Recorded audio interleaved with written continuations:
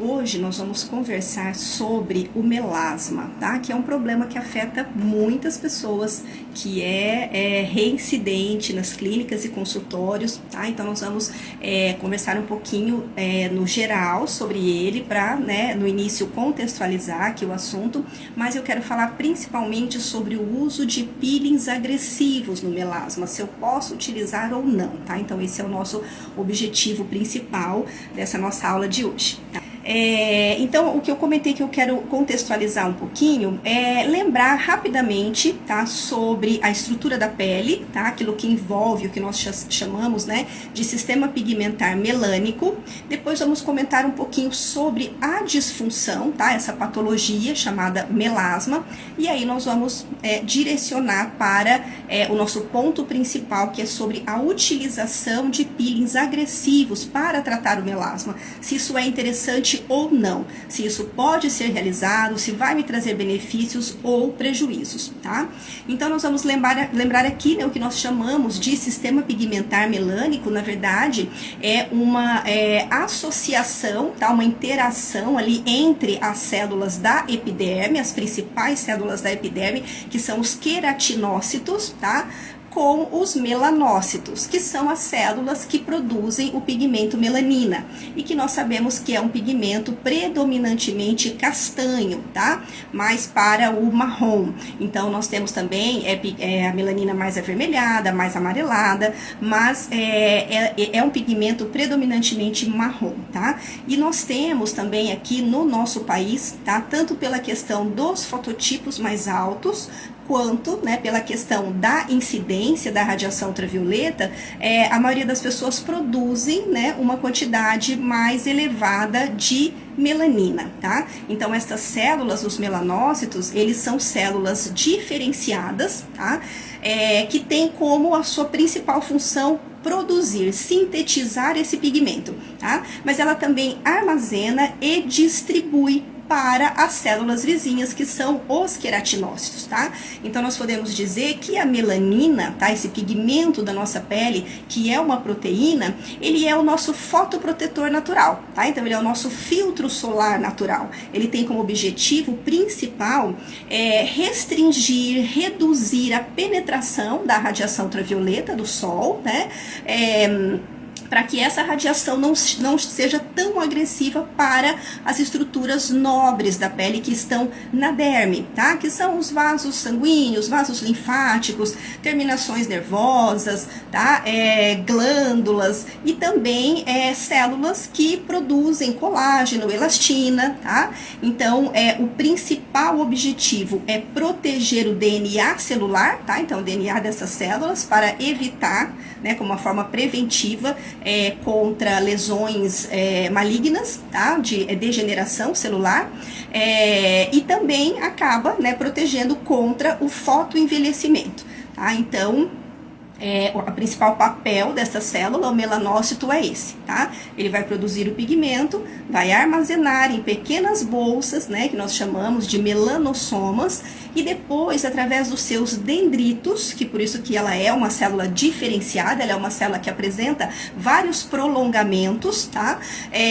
Que ela vai distribuir esse pigmento melanina para os queratinócitos vizinhos. Tá? E por que isso acontece? Tá? Porque os queratinócitos não produzem a melanina, eles produzem, né, uma outra proteína que é a queratina, tá? Mas eles não produzem melanina. Então nós temos uma unidade que nós chamamos, né, de unidade melanoepidérmica, que ela é constituída por um melanócito e aproximadamente ali em torno de 30 queratinócitos vizinhos. Então esse melanócito, ele sintetiza e distribui o pigmento para essas células próximas, com o objetivo de protegê-las, né, também de formar uma barreira, um escudo, para que essa radiação não atinja principalmente a derme, tá?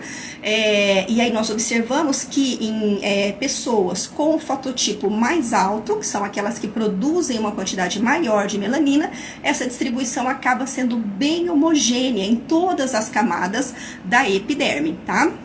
Se lembram, olha só, eu tenho um desenho aqui que eu tinha feito há algum tempo, tá? Para mostrar aqui um pouquinho, só para vocês lembrarem. Então, nós temos aqui todas as camadas, né, da epiderme. Então, a camada mais superficial, que é a camada córnea. Depois, nós temos a camada granulosa, espinhosa e camada basal ou germinativa. Então, aqui, olha só, esta célula castanha, aqui também, tá? Essas duas células são melanócitos, tá? Então, olha só, observem as ramificações, né, prolongamentos ou dendritos, que nós chamamos, tá? Então, por isso ela é uma célula diferenciada, tem justamente essa diferenciação para poder distribuir esse pigmento, e elas se localizam ali entre os queratinócitos da camada basal, tá?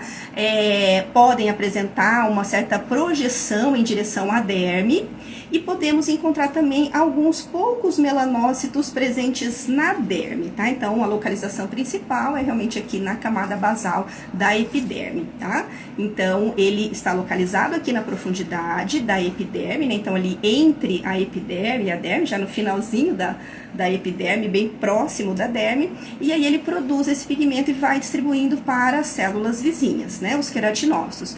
De acordo com o que vai ocorrendo o processo de renovação celular, então, né, os queratinócitos vão, né, se superficializando por conta da divisão celular aqui na camada basal, e essas células vão se aproximando da superfície até atingir, né, o seu estágio de células mortas, onde elas são eliminadas, né, espontaneamente. Então, essa distribuição vai acontecendo, tá? E em pessoas de fototipo mais alto, ela é bem homogênea, ela se distribui em todas as camadas da epiderme. Já em pessoas de fototipo mais baixo, ela não consegue, né, essa pessoa não consegue produzir melanina suficiente para proteger totalmente. Então, normalmente essas pessoas, né, de fototipo mais baixo, elas têm mais tendência a degenerações celulares, mais tendência ao fotoenvelhecimento. Em contrapartida, as pessoas que produzem mais, elas estão bem protegidas com relação à radiação ultravioleta, mas elas costumam ser afetadas por problemas que nós chamamos de hipercromias, né? Então, manchas escuras na pele. Tá? Então, aqui só pra gente lembrar, né, o que é esse sistema pigmentar melânico, melanócitos, queratinócitos, tá? Aqui na epiderme, essa produção e distribuição de melanina, tá? E aí, o que nós observamos?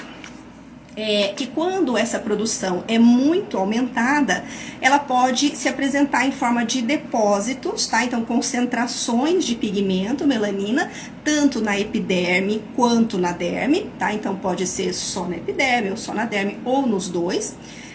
Tem estudos que comprovam que, na verdade,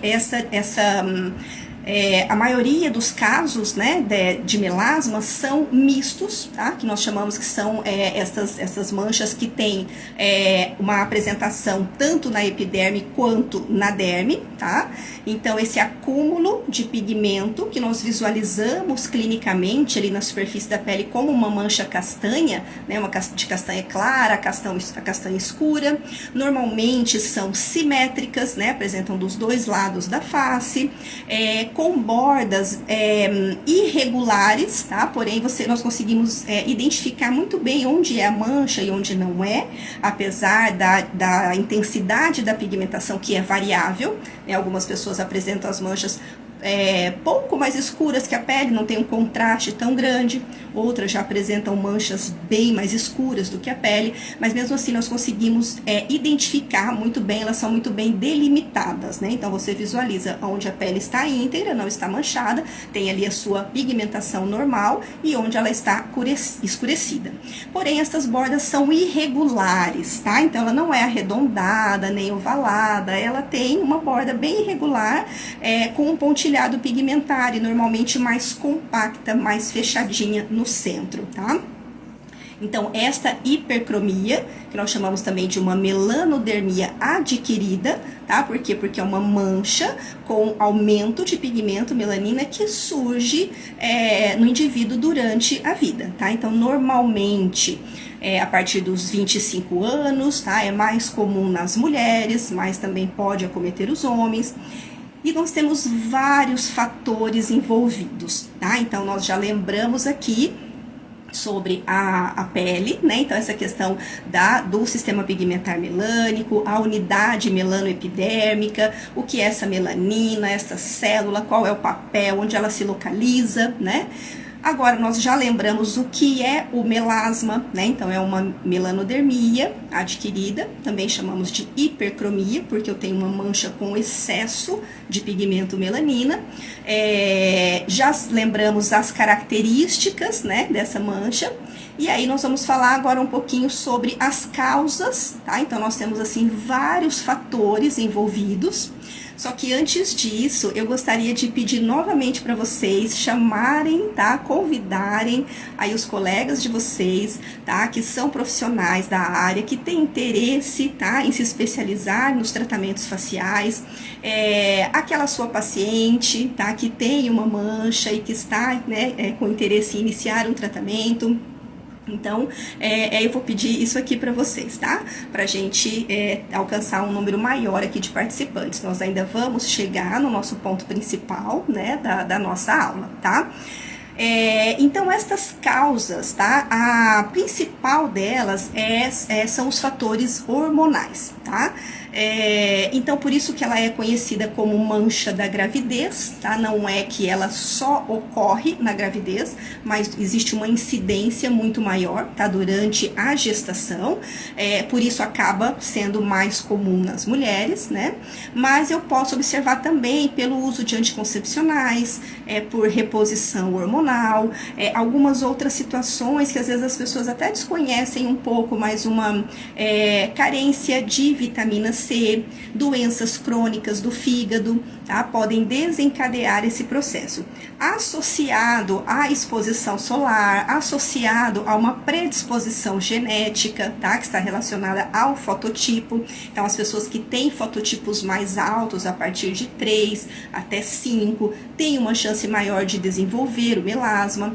E aí, se a pessoa ainda tem casos familiares, né? Fica gestante. Então, nós vamos somando aí todos esses fatores que podem levar ao surgimento dessa mancha, tá? Então, eu vejo até que muitos pacientes referem pra gente, né, como uma mancha de sol, às vezes.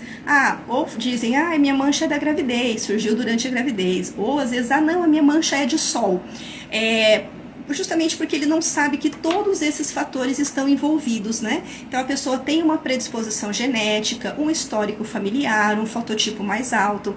E aí, estes outros fatores, né? A gestação, o uso de anticoncepcionais, hormonais, né? Essas outras duas situações que eu coloquei para vocês com relação a doenças do fígado, carência de vitamina C, a exposição solar, são fatores desencadeantes do problema, tá?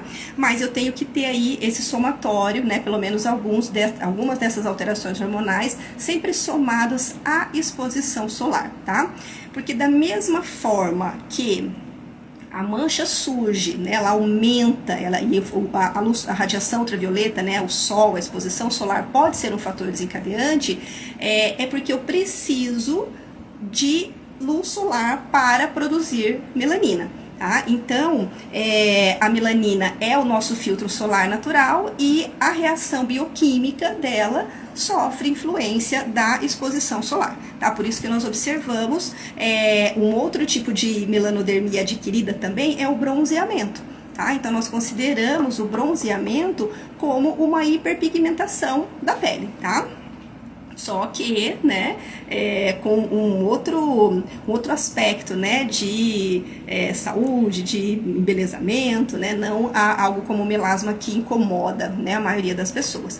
Então, mas é considerado, tá? Por quê? Porque eu estou escurecendo a pele, eu estou, através da exposição à radiação ultravioleta, favorecendo, estimulando o que nós chamamos de melanogênese, que é a produção dessa melanina, tá? Que nós já falamos, né? Ocorre lá dentro dos melanócitos. Então, essa produção de melanina dentro da célula melanócito é uma reação bioquímica, tá? Que acontece sob o efeito, né? Ação de várias enzimas, também do oxigênio, tá? Então, nós chamamos de uma reação enzimática e oxidativa, tá? Onde tem também a ação da radiação ultravioleta, tá? Então, nós temos uma produção normal, de acordo com cada fototipo. Fototipos mais baixos produzem menos, fototipos mais altos produzem mais, tá? E aí, diante de algumas situações que nós, muitas vezes, por falta de conhecimento, acabamos aplicando recursos de forma errada, tá? No nosso paciente, nós podemos também aumentar a produção dessa melanina, tá? Então, agora, né, até aqui nós já contextualizamos, aqui nós já lembramos, tá, o que são essas células, tá, onde que elas se localizam ali na pele, o seu papel, todas as características, né, principais características do melasma, o que é, qual é a sua etiologia, né, então quais as causas, os fatores etiológicos envolvidos, o quadro clínico, como que nós identificamos, né, essa lesão. Isso é muito importante, tá, na avaliação, você saber identificar esta lesão, realmente fazer um diagnóstico dermatológico, porque existem várias outras hipercromias, tá, então nós temos também efélides, hipercromia pós-inflamatória, melanoses, né? Então são várias hipercromias, manchas também mais escuras, que muitas vezes o tratamento é bem diferente, tá? Então nós precisamos saber identificar como essa lesão se apresenta clinicamente para realmente determinar um diagnóstico mais assertivo, tá? Então, ó, isso é um melasma, tá? E aí nós temos também, podemos classificar a intensidade da pigmentação, tá? Então, é um melasma que tem uma pigmentação leve, moderada ou acentuada, tá? Classificamos também em padrões clínicos, existem 3 padrões clínicos de acordo com a localização da mancha na face, tá? E existe também uma classificação de acordo com a profundidade do depósito de pigmento, tá? Que eu até comentei um pouquinho aqui no início. Se ele está mais localizado na epiderme ou na derme, ou se está em ambas as camadas, tá? Da pele. Então, nós precisamos identificar, saber isso aqui é um melasma, tá? E ele apresenta essas características, essa intensidade e este padrão clínico principalmente, tá? Para determinar essa profundidade do pigmento, que nós precisamos de dispositivos. Nós não conseguimos fazer isso a olho nu, tá? Então, somente com essa inspeção, com relação, né, a identificar a lesão, classificar a intensidade e padrão clínico, é somente inspeção, tá? Eu preciso utilizar uma lâmpada de Wood ou um vídeo dermatoscópio, tá? Porém, como eu comentei com vocês também, como nós sabemos que a maioria dos casos são mistos, isso não me traz tanta diferença com relação ao meu prognóstico, tá? Para esse paciente.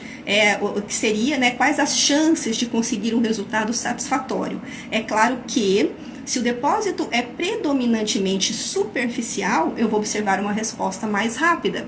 Se ele é mais profundo, eu vou observar uma resposta um pouco mais lenta, vou precisar de recursos diferentes, tá? Mas normalmente nós iniciamos o trabalho com o objetivo de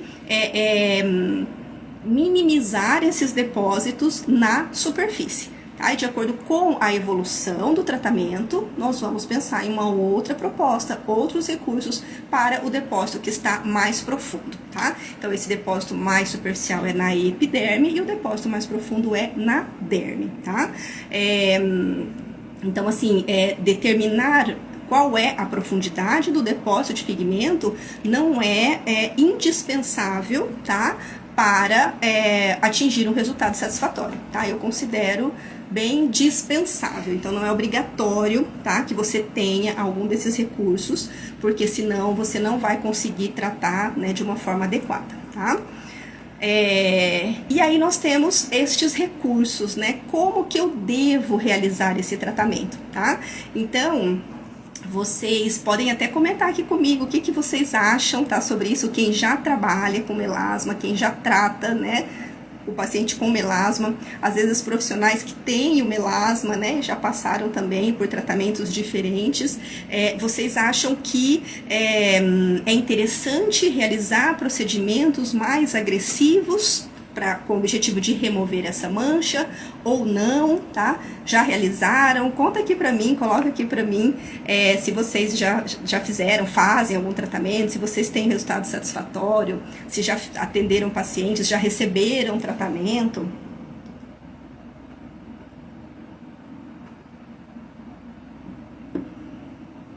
E aí, o que que vocês acham destes recursos terapêuticos, né? Porque nós temos recursos que são mais conservadores, que são mais leves, né? E recursos que são mais agressivos, tá? Então, a minha perguntinha aqui, até, né, que é o nosso ponto principal da live, é se eu posso realizar peelings agressivos para tratar o melasma, tá? Então, o que que acontece? Tá? Nós já temos essa produção de melanina que é fisiológica, né? Uma produção natural que acontece, tá, continuamente. Para os pacientes de fototipo mais alto, que é aqueles que têm uma tendência mais de desenvolver o melasma, que são os pacientes de fototipo 3 até 5, eu já tenho uma produção um pouco aumentada, tá? E aí, se eu realizar procedimentos muito agressivos, tá? Podem ser peelings ou um microagulhamento muito agressivo, vocês acham que a tendência é aumentar a produção de melanina ou reduzir essa produção de melanina, controlar essa produção? O que que vocês acham? Contem pra mim, vocês estão muito tímidos. Então, olha só, a tendência, né, durante muito tempo, tá, a tendência foi de realizar procedimentos agressivos, tá, de uma época que a gente nem aplicava microagulhamento, nem existia a técnica, tá, isso mesmo, tá, então, o objetivo era remover essa mancha, tá? Então, e a técnica mais utilizada eram os peelings, né? Peelings químicos, peelings mecânicos. Então, cada vez se realizavam peelings mais agressivos, né? Com esse objetivo de, existe um depósito de pigmento nas células, nas camadas de células. Quanto mais camadas eu remover, mais clara essa pele vai ficando, né? Então, inicialmente, se eu não sei como ocorre o processo, até pode fazer um certo sentido, né? A questão é, cada vez que eu promovo uma agressão na superfície, tá? Que eu altero a barreira cutânea, que eu desequilibro o manto hidrolipídico, eu estimulo os melanócitos, tá? Então, os melanócitos, eles são células hiperreativas, então não precisa muito estímulo, tá? Eles reagem aumentando a produção de melanina, tá? E isso por que que acontece? Por conta do processo inflamatório, tá? Então, todo recurso terapêutico, né? Todo procedimento que eu realizo, seja um peeling químico, mecânico, físico, que seja muito abrasivo, tá? Eu tenho uma chance maior de desencadear um processo inflamatório. E aí, durante essa inflamação, a tendência é sempre aumentar a produção de melanina. Então, a pessoa já tem uma produção natural, que não é baixa por conta dos fototipos, né? Nós sabemos que o fototipo 3 é uma pele branca e de todas as brancas é a que produz mais melanina. O fototipo 4 é um moreno claro, o fototipo 5 é um moreno escuro. Então, né, eu vou aumentando os fototipos, é porque eu estou aumentando a quantidade de melanina. E aí eu venho com uma agressão que desencadeia uma inflamação. Essa inflamação induz a produção do hormônio que estimula os melanócitos e eles passam a produzir mais ainda, tá? Então, as pessoas chamam, às vezes, né, esse efeito, né, de um efeito rebote, porque eu estou aplicando um recurso para clarear e a pele escureceu mais, tá? Às vezes tem cosméticos que são utilizados, que por serem fotossensibilizantes e utilizados durante o dia, também, né, chamam de um efeito rebote, porque poxa, eu estou usando para clarear, mas está escurecendo mais a minha mancha, tá? Então, tem cosméticos, né, princípios ativos que são utilizados, que são fotossensibilizantes, não podem ser utilizados durante o dia, eles são de uso exclusivamente noturnos, tá? Então, são duas situações que, né, ao invés de clarear a mancha, que é o que nós queremos, ele vai escurecer mais, tá? Então, todo procedimento para o melasma deve ser o mais conservador possível, tá? Então, Posso realizar peelings abrasivos, agressivos para tratar o melasma? Não, tá? Então, eu sempre vou pensar em peelings mais suaves, peelings mais conservadores, que agridem menos, tá, a barreira cutânea. Porque o que acontece? Quando eu falo em peeling, eu já sei que eu vou remover camadas, tá? Então, eu já sei que eu vou alterar a minha barreira cutânea, tá? Mas eu posso alterar só um pouco e não alterar muito. Se eu alterar só um pouquinho, tá? Com o objetivo realmente de atingir, com dois objetivos, né? Na verdade, que seria remover algumas camadinhas de células, isso promove sim um clareamento geral, uma homogeneização da pigmentação, que muitas vezes nós observamos com uma única sessão, tá, de peeling, e também este refinamento favorece a permeação de princípios ativos na pele, que nós precisamos, tá, disso. E aí eu vou aplicar, sim, quando eu falo peeling, eu vou aplicar um ácido queratolítico, mas eu tenho ácidos queratolíticos que são bem suaves, bem leves, e tenho aqueles que são muito agressivos, tá? Então vão promover uma abrasão química muito grande, ou pode ser uma abrasão mecânica, física, né, muito grande. Então nós não vamos aplicar esses. Então quando eu aplico, tá, este peeling suave, ele vai sim, tá, favorecer a remoção de camadas de células, mas muitas vezes essa remoção de camadas de células vai acontecer somente ali no momento da aplicação. Não vai ocorrer depois uma descamação visível, tá? Porque quanto mais eu descamar, tá? Então, quanto mais agressivo for esse meu ácido, mais profundidade ele vai atingir, mais ele altera a barreira cutânea, essa pele se torna mais sensível, mais reativa, e a principal resposta, né, de defesa do nosso organismo é justamente a inflamação. Tá? Então, a partir do momento que eu desencadeio a inflamação, que na verdade isso acontece, né, de uma forma muito mais evidente quando eu promovo uma agressão na derme, mas dependendo do peeling epidérmico, mesmo ele sendo epidérmico, quando ele aprofunda para outras camadas mais profundas da epiderme, além do estrato córneo, ele também causa uma sensibilização, uma irritabilidade grande na pele, tá? E essa pessoa passa a apresentar os sinais característicos da inflamação, que é vermelhidão, o desconforto, um certo edema, né? A pele se torna muito sensível, tá? Então, primeira coisa, realizar peeling, sejam químicos, mecânicos, físicos, mais conservadores possível, tá? E também eu não posso esquecer que a cada intervalo, né, entre um peeling e outro, eu preciso repor a barreira cutânea, tá? Agora eu quero que vocês falem aqui pra mim, como que vocês acham que nós podemos fazer esse trabalho de reposição da barreira cutânea?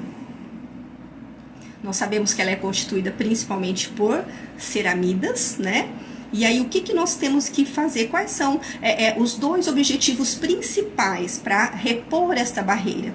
Por mais que eu venha a realizar outras sessões de peeling, tá? Então, o ideal não é que eu realize todas para depois recuperar a barreira. Minha sugestão é, a cada sessão, né, entre uma e outra, você já faz essa reposição, essa recuperação da barreira, tá? Porque quando nós pensamos em peelings epidérmicos, né, que são estes mais conservadores, então dentro dos peelings epidérmicos eu ainda vou escolher aqueles que são os mais suaves, né, não vou pensar em peelings dérmicos, dentro né, essas várias opções que nós temos, né,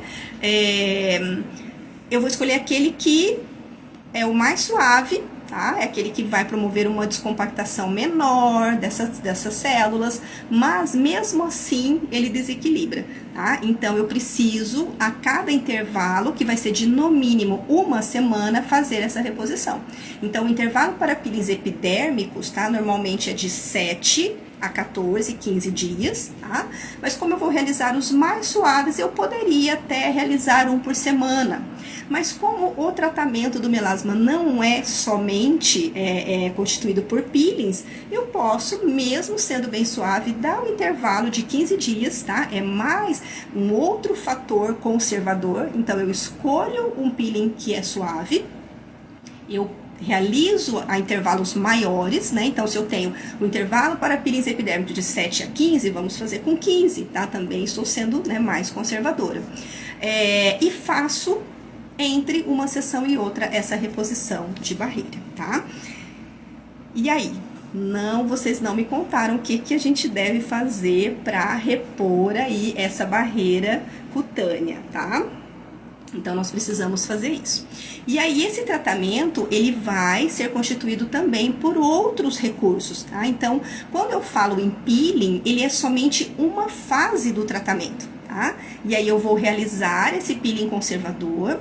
Por ele ser conservador, dificilmente nós vamos observar uma descamação visível, tá? Porque os peelings, né, eles apresentam uma descamação no momento da sessão, quando você aplica um ácido, tá? Principalmente os peelings químicos, né? Você aplica um ácido, você aguarda o tempo de ação, remove, neutraliza, né? Segue o protocolo daquele ácido, e aí você já observa uma diferença na pele, uma pele mais clara, mais lisa, mas dependendo da agressão que foi promovido, ele ainda vem a apresentar uma descamação visível no pós-peeling, que normalmente se inicia ali entre o segundo e terceiro dias, no máximo quarto dias, né? Quarto dia após a aplicação, tá? Depende muito da pele, depende do ácido, da concentração, pH, vários fatores, tá? Só que estes mais leves, eles não vão apresentar essa descamação visível no pós-peeling, tá? Mas mesmo assim, eu alterei a barreira, tá? E aí eu preciso, né, fazer essa reposição, essa recuperação. Só que o tratamento não é só isso, tá? Então, se eu vou realizar essas sessões, né, com peelings a cada intervalo de 15 dias, vou realizar o procedimento de hidratação e reposição dessa barreira cutânea entre uma sessão e outra, tá? E depois eu preciso também me lembrar que é muito importante que eu faça a modulação da melanogênese. Eu preciso controlar essa produção de melanina pelos melanócitos, tá? Então, eu posso, inclusive, com o objetivo de prevenir mais ainda que ocorra o escurecimento, começar a fazer essa modulação antes de iniciar os peelings, tá? Então, com o uso de cosméticos, tá? Então, exatamente, eu vou realizar sessões de hidratação entre as sessões dos peelings, tá? Focando em acalmar esta pele e hidratar essa pele. Tá? Então, nós podemos utilizar princípios ativos, como as próprias ceramidas, tá? O ácido hialurônico, que é hidratante, depantenol, que é hidratante, princípios ativos anti-irritantes e anti-inflamatórios, como aloe vera, ácido glicirrícico, alantoína, alfa-bisabolol, tá?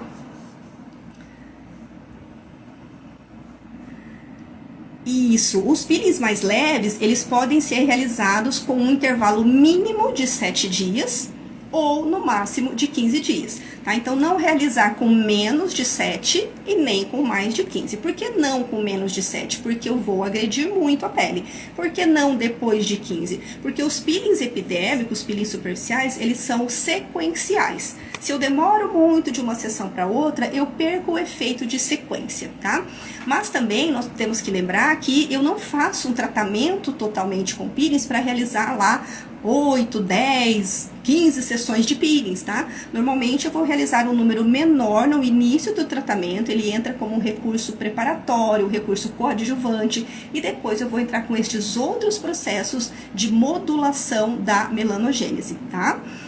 Para modulação da melanogênese também nós adotamos recursos que o paciente vai utilizar em casa, nós vamos incluir ali no skincare dele e vamos também realizar no consultório, na clínica, tá? Sempre utilizando princípios ativos que vão controlar a produção da melanina, tá? E aí nós temos vários. Se lembram que lá no começo, quando a gente estava aqui, né, contextualizando, lembrando um pouquinho sobre a mancha, eu comentei que a melanogênese, ela é uma reação enzimática e oxidativa, né? Então, eu tenho alguns princípios ativos que são inibidores dessas enzimas, que fazem parte dessa reação bioquímica, e também ativos que são antioxidantes, tá?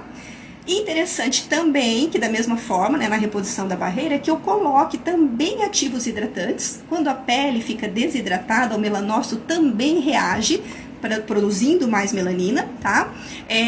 E também os anti-inflamatórios e anti-irritantes, tá? Para controlar essa pele o mais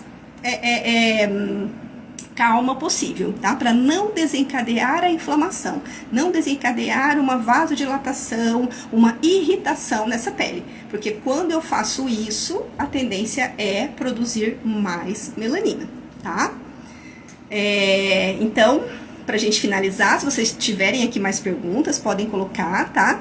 Mas o nosso objetivo principal de trazer, né, essa questão de posso ou não realizar peelings abrasivos. Então, eu fico, assim, muito preocupada quando eu ainda ouço profissionais, tá, que dizem, poxa, eu não estou conseguindo um resultado interessante, eu vou realizar um peeling mais agressivo.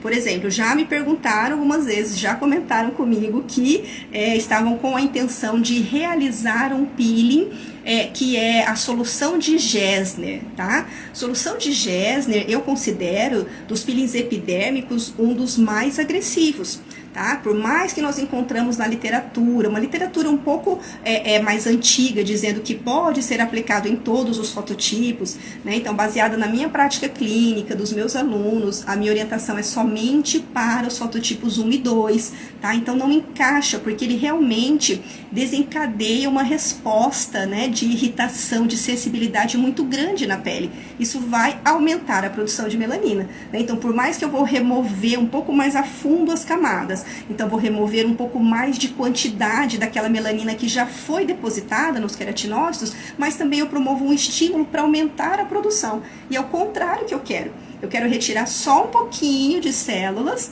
e quero sempre manter essa produção de melanina reduzida, tá? Os principais peelings indicados para o melasma, tá? Então, quando nós vamos avaliar ali dentre aqueles ácidos que nós mais utilizamos para peelings epidérmicos, aqueles que são os menos irritantes, tá? São o ácido mandélico, a gluconolactona, podemos até utilizar o peeling retinóico, mas nós precisamos avaliar o fototipo dessa pessoa, avaliar os hábitos dela, quais os cuidados que ela tem, se ela é uma pessoa disciplinada com a questão do uso do fotoprotetor, do skincare certinho que você vai indicar para ela, tá? Então nós precisamos avaliar. E aí esses ácidos, como o mandélico, por exemplo, ele tem, né, eu posso trabalhar com concentrações diferentes. Então eu indico, tá, o mandélico, ele é um alfa-hidroxiácido, ele dos alfa-hidroxiácidos, ele é um dos mais suaves, né, por conta do peso molecular, e a gente trabalhar com uma concentração baixa, tá? A gluconolactona eu gosto bastante também, é um polihidroxiácido, tem uma ação muito conservadora, e nós podemos até associar com um peeling mecânico, e mesmo assim estar realizando um procedimento leve, um procedimento suave, tá? E o ácido retinóico também, nós vamos trabalhar em uma concentração mais baixa e podemos deixar menos tempo na pele, tá? Porque normalmente ele tem uma indicação ali de 6 a 8 horas na pele, podemos deixar um pouco menos, também ele vai, né? Porque o que acontece? O retinóico, na maioria das vezes, ele apresenta uma descamação visível, tá? Então, por exemplo, digamos que você observa uma pele que a mancha é bem escura, que a pele está até áspera, às vezes mais áspera em cima do melasma, e aí você pode indicar o retinóico deixando menos horas, com o objetivo de remover um pouquinho mais ali, e que você observa que o paciente tem um fototipo mais baixo, tá? Então seria esse paciente com fototipo 3, existem alguns raros casos de paciente que tem melasma e tem fototipo 2, tá? Então seria para esses casos. Ou então eu vou fazer um mandélico de concentração bem baixinha, ou a gluco, porque aí eu não vou ter, né, muito dificilmente eu vou observar uma descamação visível no pós-peeling, tá? E aí, os princípios ativos para modulação. Então, não adianta, eu sempre digo isso, gente, em todas as minhas aulas. O profissional que deseja tratar o melasma fazendo somente peelings, né? Então, peeling, ele não vai ter sucesso, tá? Vai melhorar um pouquinho no começo e depois vai, tá, estagnar. Apesar de que nós temos que lembrar, tá? Eu nunca vou eliminar a mancha. Eu nunca vou curar o problema, tá? Eu vou sempre suavizar essa mancha, tá? Então, eu vou promover um clareamento que pode, sim, chegar de 50% a 80% de clareamento, tá? E vou administrar isso, vou gerenciar aí durante, né, toda a vida do paciente. Isso é o que, né, seria o ideal. Às vezes o paciente se afasta um pouquinho, mas ele continua com o skincare. Quando ele vê que a mancha escureceu um pouquinho novamente, foi pra praia, alguma coisa, assim, foi pescar e tal, e escurece de novo, ele volta, né? Mas tem que estar sempre gerenciando. Mas quando você realiza somente os peelings, você só está removendo aquilo que foi depositado. E se você faz com intervalos pequenos, se você agride muito, se você não repõe a barreira, né, se você desencadeia a inflamação, a tendência é chegar em um momento em que a pele vai escurecer mais ainda. E assim, nós ouvimos muitos relatos desse tipo de pacientes, né? E o outro erro é o próprio paciente que deseja realizar o tratamento sozinho, comprando um cosmético, fazendo só a parte do skincare, tá? Então, ele vai comprar um produto que tem um princípio ativo, né? Que teoricamente, né? Nem é teoricamente, que ele tem realmente essa capacidade de controlar a produção de melanina, só que para que ocorra isso, esse ativo tem que chegar no melanócito. E nós vimos aqui, né? Aqui no meu desenho, nós vimos aqui, ó, que o melanócito tá lá na camada basal, tá? Então, eu aplico o produto aqui, na superfície. Aí, esse paciente não fez um preparo dessa pele, em que sentido? Quanto mais espessada e desidratada a pele, maior dificuldade o ativo vai ter para chegar aqui. Então, essas sessões também de peelings e hidratações, eu vou refinando essa pele, sem agredir, sem ser muito agressivo, e vou melhorando o teor de hidratação, né? A partir do momento que eu vou repondo a barreira cutânea, mas também eu tenho procedimentos e recursos que hidratam mais profundo, né? Não somente na superfície. Então, eu vou melhorando também, vou facilitando a permeação dos ativos, que são os moduladores da melanogênese. Esses ativos, não adianta nada se eles ficarem só na superfície. Eles precisam chegar lá no melanócito, porque é lá dentro da célula que ocorre a produção de melanina. Essa reação bioquímica é lá dentro. Então, o paciente que resolve, né, tratar por conta própria, compra um produto. Na maioria das vezes, compram produtos que nem são tão eficazes. Mas mesmo que ele vá até uma loja que compra um produto eficaz, que você olha na embalagem, você diz, nossa, aqui realmente tem, né, princípios ativos que são comprovados cientificamente cientificamente e clinicamente, né, que eles inibem a melanogênese. Só que desde que ele chegue lá no melanócito, né? Se ele ficar só aqui na superfície, não vai adiantar, tá? Aqui nem tá sendo produzida melanina, né? Nada. Aqui eu só tenho células mortas, né? Então, eu preciso disso, eu preciso desse preparo, eu preciso do trabalho do profissional e eu preciso do skincare. Tá? Então, quando, né, um profissional trata somente com peeling, não orienta o skincare, não faz essas outras sessões com outros objetivos, né? Observaram que eu tenho pelo menos 3 objetivos dentro do tratamento do melasma, ou aquele paciente que quer somente tratar em casa, dificilmente a gente, né, alcança resultados satisfatórios, tá? Ok, pessoal? Então, vamos ver aqui, princípios ativos, né, para o skincare. Então, o que nós, quando eu falo em inibidores enzimáticos, né, são princípios ativos que inibem as enzimas que estão envolvidas nessa reação de produção da melanina. A principal delas é a enzima tirosinase, tá? Então, nós encontramos vários princípios ativos que são inibidores da enzima tirosinase. E nós sabemos que uma enzima, ela é um catalisador, ela que acelera, que promove um avanço dentro de uma reação química, de uma reação bioquímica, né? Para passar para uma outra etapa. E ela sofre ação de outra enzima, passa para outra etapa, até atingir o produto final. Então, quando eu tenho uma inibição, né, de qualquer uma dessas etapas, eu não vou atingir o produto final, tá? Então, por isso que eu vou modular a produção. Só que isso não acontece, né, assim, eu vou utilizar o inibidor de tirosinase e o melanócito não vai produzir melanina mais, né? Que antigamente nós utilizávamos muito esse termo, inibir a melanogênese. E não é exatamente inibir, é modular, é só controlar, trazer para uma normalidade e até abaixar um pouquinho ali, tá?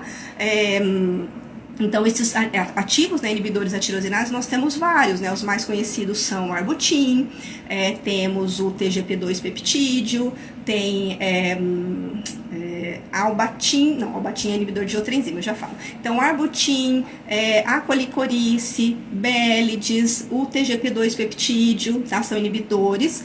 da enzima tirosinase, tá? Temos exilresorcinol, tem vários.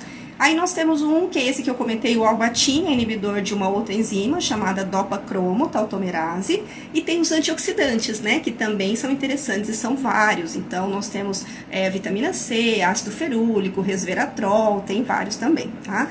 Então esses inibidores enzimáticos com antioxidantes são muito interessantes para modular a melanogênese. E não esquecer dos anti-inflamatórios, anti-irritantes e hidratantes, tá? Ok? Essa questão, né, de preparar a pele, né, então normalmente assim, na maioria das situações, né, nós sempre vamos iniciar por uma limpeza de pele. São raros os casos, né, que nós não podemos, por alguma condição específica da pele, começar pela limpeza de pele, mas na maioria das vezes nós vamos, tá? E aí eu acho bem interessante iniciar com uma limpeza de pele já hidratante. Tá? Então nós temos, né, algumas sugestões, algumas opções de protocolos para faz a limpeza, já faz a hidratação. E aí nós vamos avaliar a condição dessa pele. Se ela for uma pele realmente muito descuidada, muito desidratada, né, já desvitalizada, é interessante sim que antes de realizar o peeling eu ainda faça mais uma sessão de hidratação, depois eu começo a fazer peelings e ir alternando as sessões. Quando é uma pele um pouco mais jovem, ou que a pessoa tem algum cuidado, ela não está tão desidratada, eu posso fazer só limpeza de pele com hidratação, eu posso até já fazer uma limpeza de pele clareadora, inicio pelos peelings, né, o número de sessões que nós vamos determinar, e vou alternando as sessões de hidratação, tá?